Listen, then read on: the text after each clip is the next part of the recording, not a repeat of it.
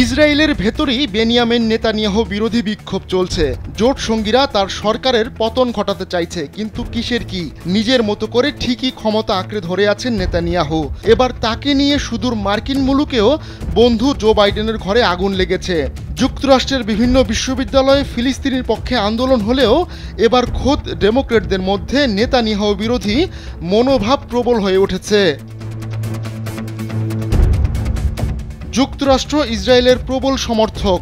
দেশটির জনগণের ট্যাক্সের টাকায় দিনে দিনে দানবে পরিণত হয়েছে ইসরায়েল, আর ইসরায়েলকে দানব বানানোর পুরো ক্রেডিট নেতানিয়াহুর। এবার সেই ক্রেডিটের পুরস্কার স্বরূপ মার্কিন কংগ্রেসে নেতানিয়াহুকে ভাষণের জন্য আমন্ত্রণ জানানো হয়েছে। সেই আমন্ত্রণকে কেন্দ্র করে বাইডেনের ঘরে জ্বলছে আগুন।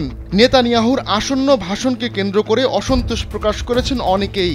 1 মিনিটে নগদ ইসলামিক অ্যাকাউন্ট খুলতে ডায়াল করুন *167#।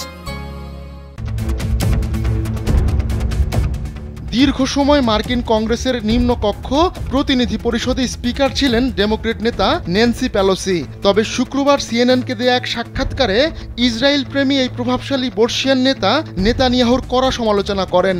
নেতানিয়াহুকে কংগ্রেসে ভাষণের জন্য আমন্ত্রণ জানানো ভুল ছিল বলেও মন্তব্য করেন পেলোসি। তার ভাষায় ইসরায়েলি প্রধানমন্ত্রীর কারণেই গাজায় শান্তি আসছে না। অবশ্য নেতানিয়াহু আর বেশি দিন টিকবেন কিনা তা নিয়েও সংশয় প্রকাশ করেন পেলোসি। নেতানিয়াহুর সঙ্গে পেলোসির দ্বন্দ্বের ইতিহাস বেশ পুরনো। 2015 সালেও নেতানিয়াহুর কংগ্রেসে ভাষণ দেওয়াকে কেন্দ্র করে অসন্তোষ তৈরি হয়েছিল। তখন প্রতিনিধি পরিষদের স্পিকার ছিলেন পেলোসি। সিএনএনকে সেই কথা উল্লেখ করে পেলোসি বলেন, আমি তখন তার ভাষণের অনুমোদন দেইনি। বর্তমানে স্পিকার থাকলে নেতানিয়াহুকে ভাষণের অনুমতি দিতেন কিনা এমন প্রশ্নে পেলোসি বলেন, কখনোই না। পরম মিত্র দেশের প্রধানমন্ত্রীকে কড়া ভাষায় সমালোচনা করায় বিবৃতি দিতে হয়েছে ডেমোক্রেট পার্টিকে।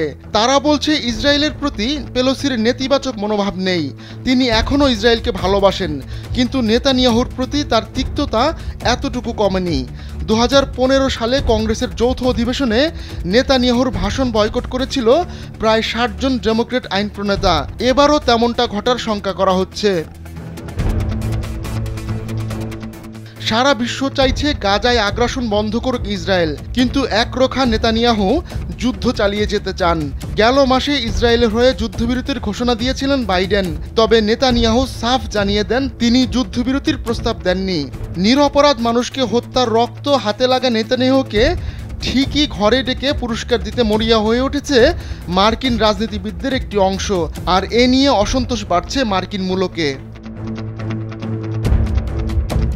আহমদুল্লাহ শিকদার, কালবেলা ডেস্ক।